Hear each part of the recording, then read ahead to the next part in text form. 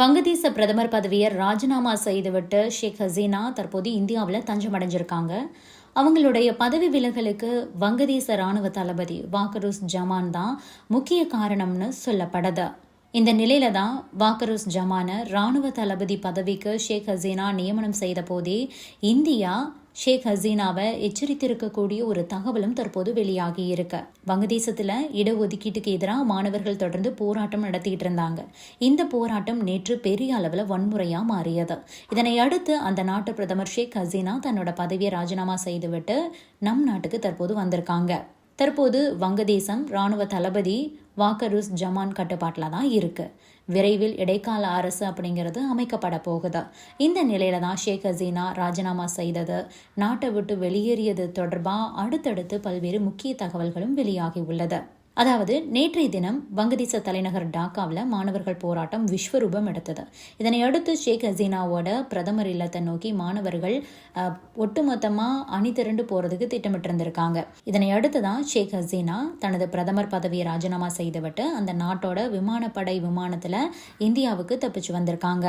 ஆனால் ஷேக் ஹசீனா தப்பிச்சதை அறியாத போராட்டக்காரர்கள் பிரதமர் மாளிகைக்குள்ள நுழைந்து சூறையாடி இருக்காங்க. இந்த வேலையில தான் ஷேக் ஹசீனாவோட ராஜினாமா மற்றும் அவங்க நாட்டை விட்டு வெளியேறிய தகவலை முதலா வெளிப்படுத்தியது யார் அப்படின்னா அந்த நாட்டோட ராணுவ தளபதி வாக்கருஸ் ஜமான். இவர் டிவியில் தோன்றி நாட்டு மக்களிடம் உரையாற்றியிருக்காரு. அப்போது ஷேக் ஹசீனா பிரதமர் பதவியை ராஜினாமா செய்துவிட்டு நாட்டை விட்டு வெளியேறிட்டாங்க. அனைவரும் அமைதி காக்க வேண்டும், நான் முழு பொறுப்பையும் ஏற்று பிரச்சனைக்கு தீர்வு காண்கிறேன் அப்படின்னு சொல்லியிருக்காரு. இந்த நிலையில தான் ஷேக் ஹசீனாவோட ராஜினாமாவுக்கு பின்னணியில வாக்கருஸ் ஜமான் உள்ளதா கூறப்படுது.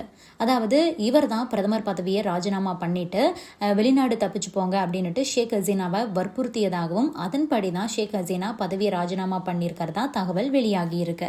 இதனால ஷேக் ஹசீனாவோட தற்போதைய நிலைக்கு அந்த நாட்டோட ராணுவ தளபதி வாக்கருஸ் ஜமான் தான் காரணம் அப்படின்னு சொல்லப்படுது. இதற்கிடையே தான் ஒரு புதிய தகவலும் வெளியாகி இருக்கு. அதாவது தற்போது ராணுவ தளபதி இருக்கிற வாக்கருஸ் ஜமான் அப்படிங்கிறவரு கடந்த ஜூன் மாதம் தான் அந்த பதவிக்கு நியமனம் செய்யப்பட்டாரு. அந்த நேரத்திலேயே இந்தியா ஷேக் ஹசீனாவுக்கு ஒரு எச்சரிக்கையை கொடுத்திருக்காங்க.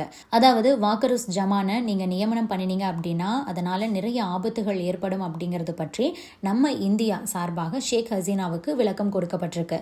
அது மட்டும் இல்லாம நாட்டுல பிரச்சனை ஏற்படலாம் அப்படின்னு கூட இந்தியா தரப்புல தெரிவிக்கப்பட்டிருக்கான். ஆனா ஷேக் ஹசீனா கேட்கல. வாக்கருஸ் ஜமான நன்கு தெரியும் அப்படின்னு சொல்லிட்டு ஷேக் ஹசீனா ராணுவத்தோட தலைமை பொறுப்பை தூக்கி கொடுத்திருக்காங்க. வாக்கருஸ் ஜமான் ஷேக் ஹசீனாவுக்கு நெருங்கிய உறவினர் அப்படின்னு சொல்லப்படுது. இத்தகைய சூழலில் தான் இந்தியாவோட எச்சரிக்கையையும் மீறி ஷேக் ஹசீனா தற்போது வாக்கருஸ் ஜமான் கிட்ட தன்னோட பதவியை பறி கொடுத்துட்டு தந்தை ஷேக் உருவாக்கிய வங்கதேசத்திலிருந்தே வெளியேறக்கூடிய ஒரு நிலைக்கு தள்ளப்பட்டிருக்காங்க அப்படிங்கிறது ஒரு மிகப்பெரிய சோகமாயிருக்கு. மேலும் தற்போது ஷேக் ஹசீனா நாட்டை விட்டு வெளியேறிய நிலையில ஊழல் வழக்கில் சிறையில் அடைக்கப்பட்டிருக்கிற வங்கதேச தேசியவாத கட்சியோட தலைவரும் முன்னாள் பிரதமருமான கலிதா ஜியாவை ராணுவம் உடனடியாக விடுவிச்சிருக்கு. இதன் மூலமாகவே ஷேக் ஹசீனாவுக்கு எதிரான ஒரு நிலைப்பாட்டில் வாக்கருஸ் ஜமான் இருந்தது தெரிய வந்திருக்கு. அது மட்டும் இல்லாமல் கலிதா ஜியாவோட அரசியல் அப்படிங்கிறது ஜமாத்தி இஸ்லாமி மற்றும் இஸ்லாமிய சத்ர ஷிபீர் உள்ளிட்ட இஸ்லாமிய குழுக்களை சார்ந்தே தான் இருக்கும். இதனால வரும் நாட்களில் ஜமாதி இஸ்லாமி மற்றும் இஸ்லாமிய சத்ர ஷிபீர் ஆகிய குழுக்களோட செயல்பாடு அப்படிங்கிறது வங்கதேசத்தில் எழுச்சி பெறும்.